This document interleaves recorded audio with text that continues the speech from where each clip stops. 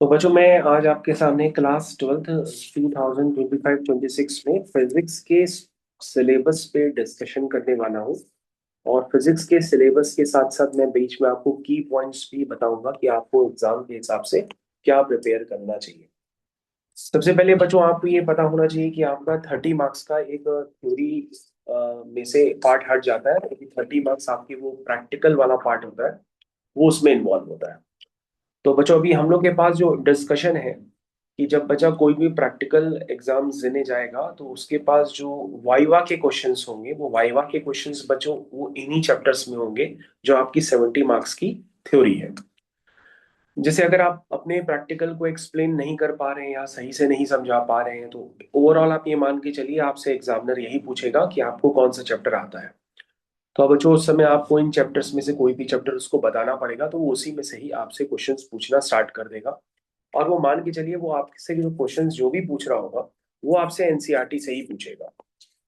तो बच्चों स्पेशली अगर आप अपना प्रिपरेशन कर रहे हैं तो लास्ट मोमेंट पे आप अपने पास एनसीईआरटी को जरूर रखें, क्योंकि एनसीईआरटी ही आपकी आखिरी में जान बचाने वाली है।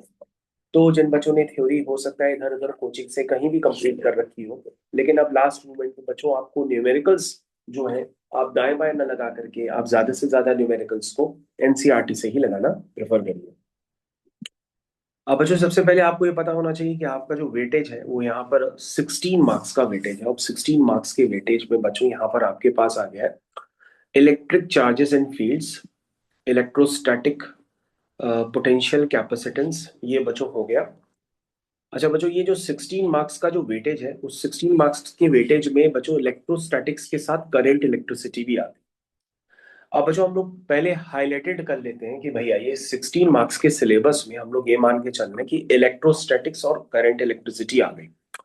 अब लेकिन बहुत सारे बच्चे क्या कर रहे हैं, अपना समय जो है वो पोटेंशियोमीटर में भी दे सकते हैं। लेकिन पोटेंशियोमीटर में बच्चों आपको समय नहीं देना है, क्योंकि मैंने आपको पहले ही बता दिया था कि पोटेंशियोमीटर पहले से ही आपके सिलेबस से हटा दिया गया है, तो आप उसमें अपना समय ना जाया करें।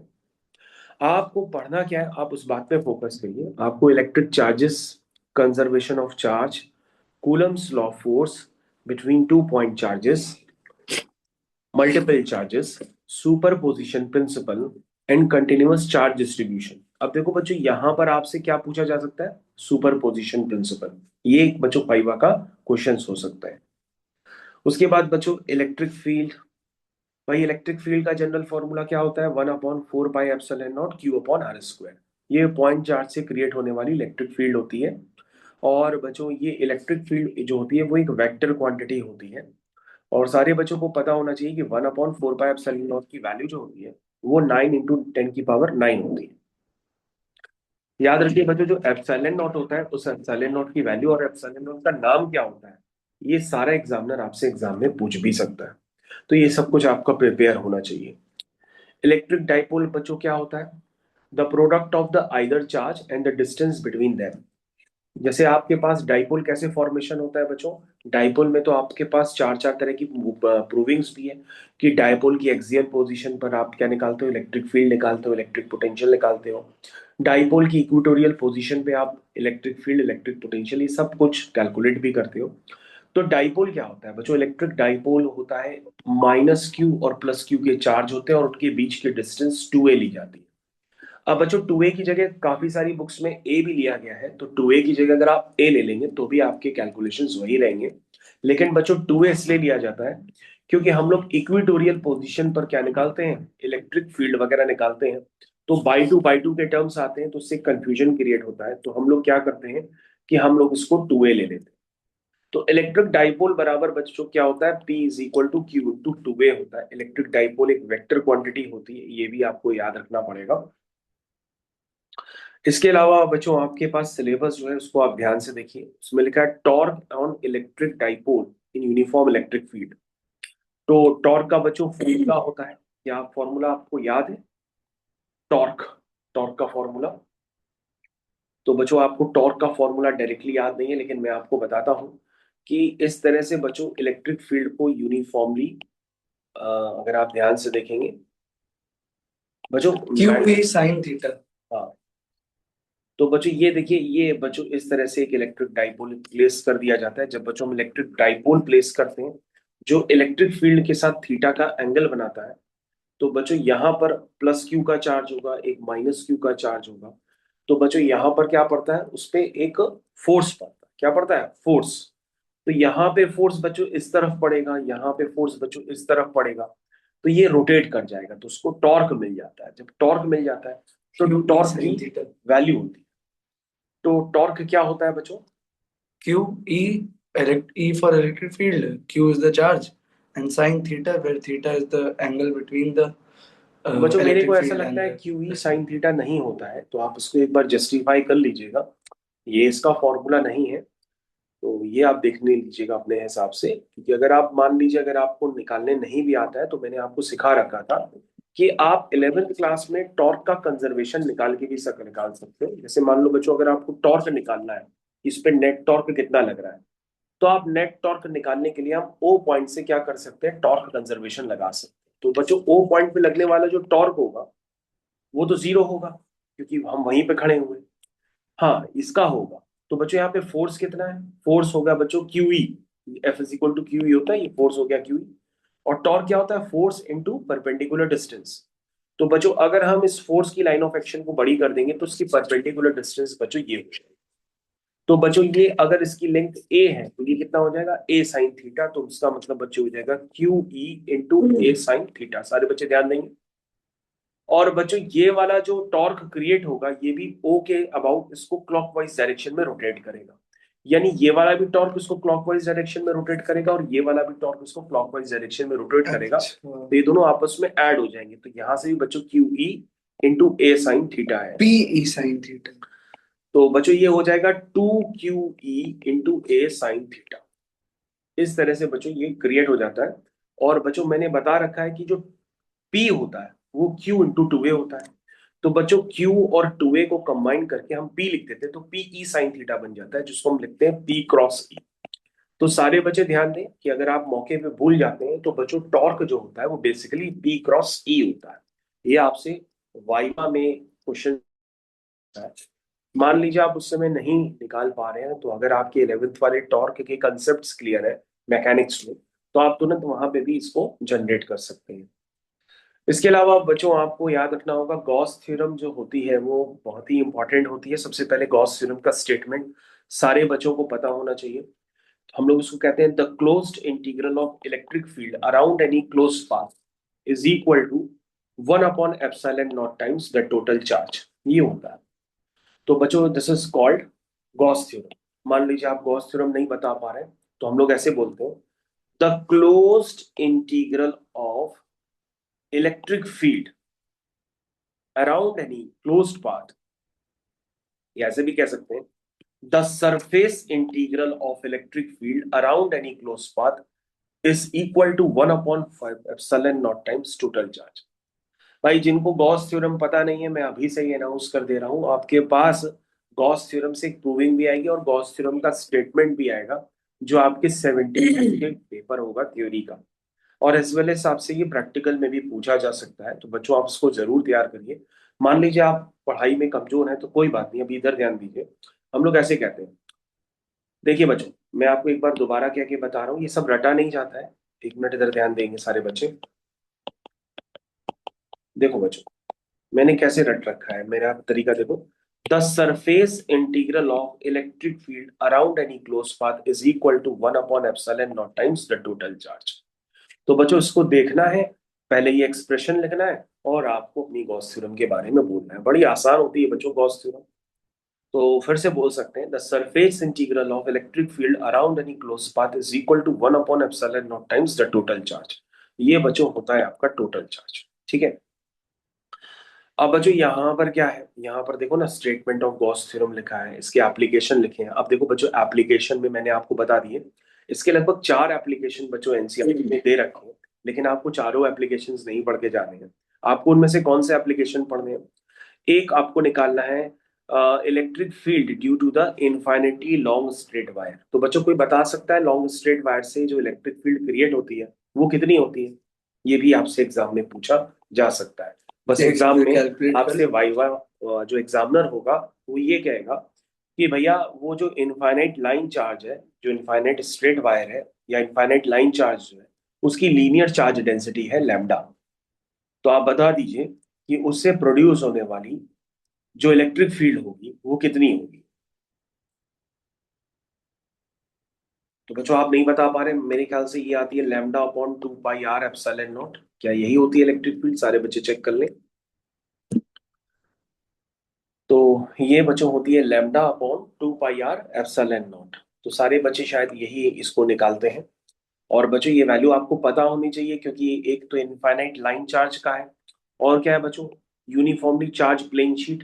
प्लेन शीट से बच्चों कितना आता है? प्लेन शीट से बच्चों क्रिएट होकर के आता है सिग्मा अपॉन 2 एप्सिलॉन। मेरे ख्याल से सारे बच्चों को याद आ गया होगा। और उसके बाद बच्चों uniformly charge thin spherical shell. तो बच्चों थिन स्फेरिकल शेल से इनसाइड और आउटसाइड।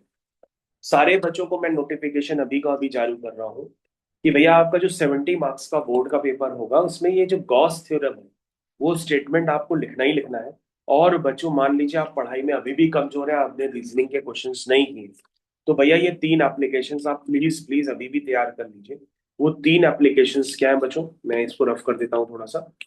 बच्चों वो 3 एप्लीकेशंस मैंने अभी आपको रटवा दिए।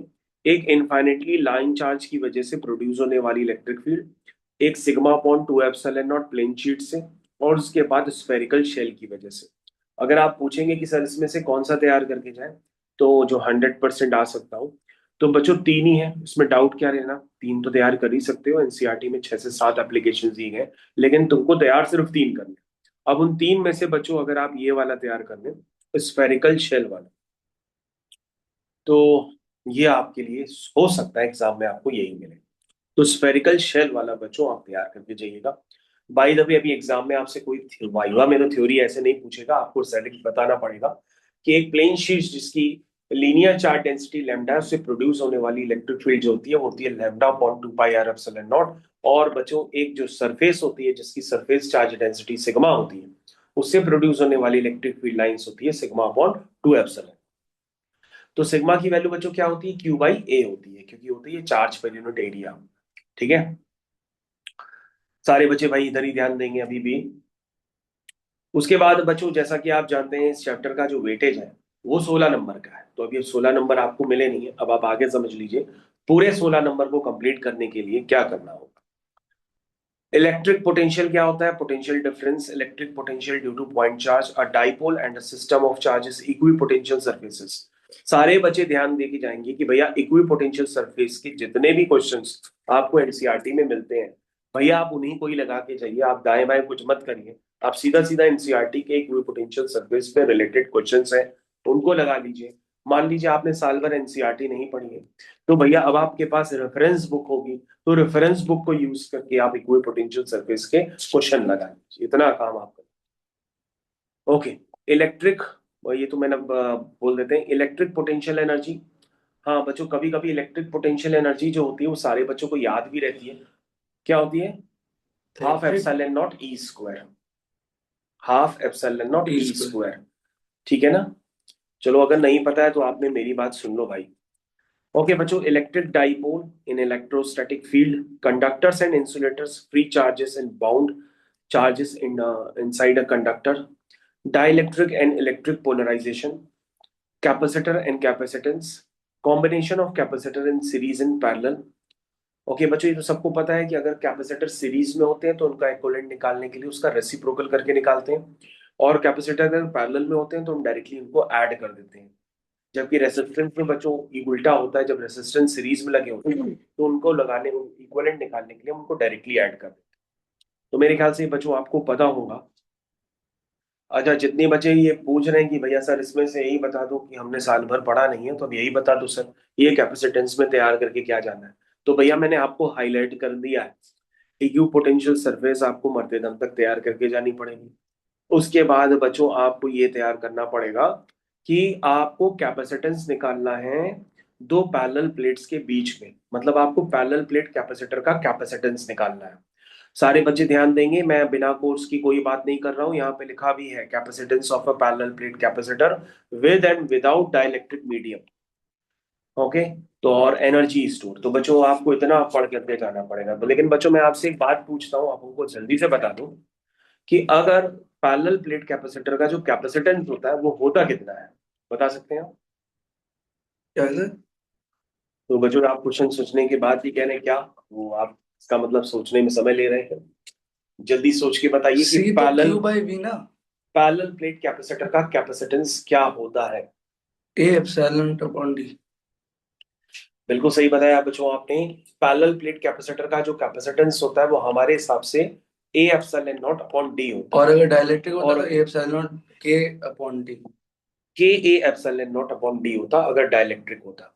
तो बच्चों मैं आपको बता दूं भैया, मेरी बात समझ लो अभी। वो डाइलेक्ट्रिक में ये वाला नहीं पूछना वाला है, आपने तो पूरा ही उठा के डाइलेक्ट्रिक डाल दिया है।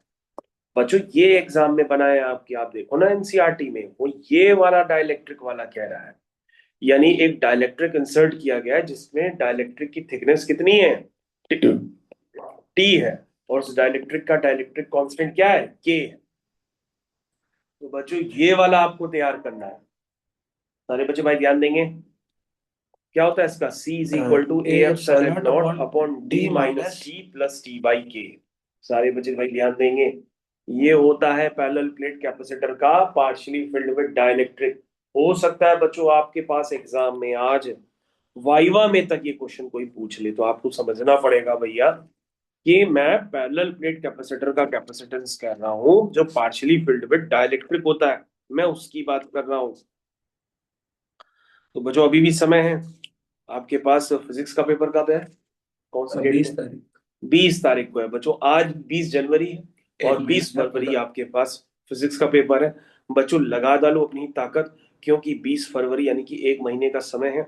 अगर आपने अभी भी नहीं पढ़ा है तो अभी भी पढ़ लीजिए। लेकिन अगर आपको भरोसा नहीं लग रहा है तो आप पिछला, आप सबके पास एआई है, आप लोग यूज भी कर रहे हैं, उसमें आप चेक कर लीजिए। आपको फिजिक्स का पेपर का जो ट्रेंड पड़े पता पड़ेगा, वो सबसे डिफिकल्ट पता पड़ेगा। ये तो मैं आपको वो पार्ट बता रहा हूं बच्चों जिससे आप करके अपने नंबर निकाल लोगे, पास हो जाओगे। मतलब ऐसा मत सोचना कि 70 में 50 नंबर आ जाएंगे। मैं जितना बता रहा हूँ वो इमरजेंसी सिस्टम के लिए है।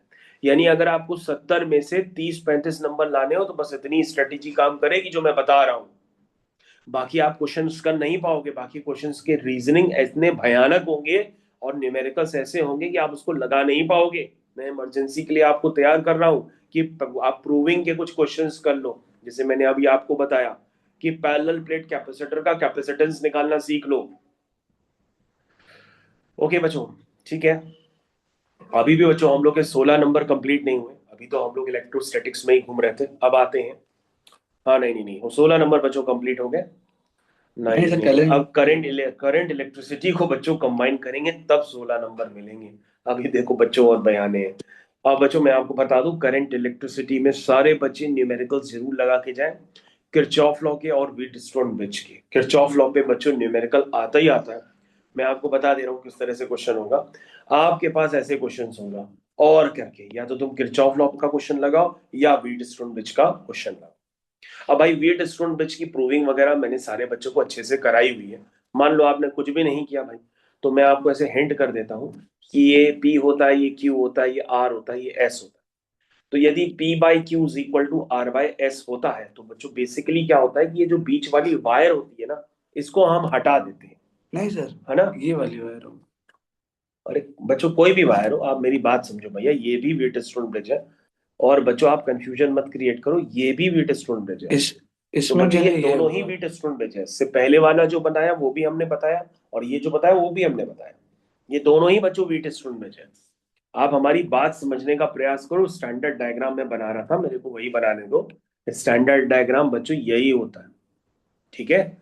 जब आर्म्स के रेशियो आपस में इक्वल होते हैं तो बच्चों बीच वाली वायर में करंट नहीं जाता है, उसको हम हटा देते हैं। और उसके बाद हम इक्विवेलेंट रेजिस्टेंस निकाल लेते हैं सिस्टम का। कैसे निकालते हैं, हम कहते हैं ये दोनों सीरीज में है, ये दोनों सीरीज सीरीज में में, ये है, दोनों और फिर पैरेलल। जो होगा वो पैरेलल में हो जाएगा। तो बच्चों इस तरह से आपको ये बातें दी यस जाती सर। है भाई। अब बच्चों मोटी लंबी टीना ये सब आपको तैयार किया गया होगा। ओम्स लॉ का वेरिफिकेशन, वी ओम्स लॉ के equal to I R. Ohm's law का वेरिफिकेशन में जो आर होता है वो क्या होता है? रेस्ट है। मोटी लंबी टीना, ये होती है। तो M R is equal to M L upon N E square A tau. ये बच्चों ओम्स लॉ के वेरिफिकेशन में आपको ये प्रूफ करके लाना पड़ता है, यही होता है ओम्स लॉ का वेरिफिकेशन। ये बच्चों आता है एग्जाम में प्रूफ करने के लिए, वेरिफिकेशन ऑफ ओम्स लॉ में ऐसा ना हो आप v is equal to I R लिख करके चले आओ। अब नहीं किया है तो कोई बात नहीं, अभी करा देंगे, लेकिन पहले भैया समझ लो कि ओम्स लॉ के वेरिफिकेशन में आपसे वाइवा में भी ये क्वेश्चंस पूछे जा सकते हैं कि ओम्स लॉ का जब वेरिफिकेशन करते हैं तो आर क्या आता है, तो आप बताओगे R is equal to M L upon N E square A tau. इसमें अब एम बची क्या होता है? एम होता है mass of L? Electron, L होता है length, length of the electron? Length of electron नहीं, लेंथ ऑफ कंडक्टर।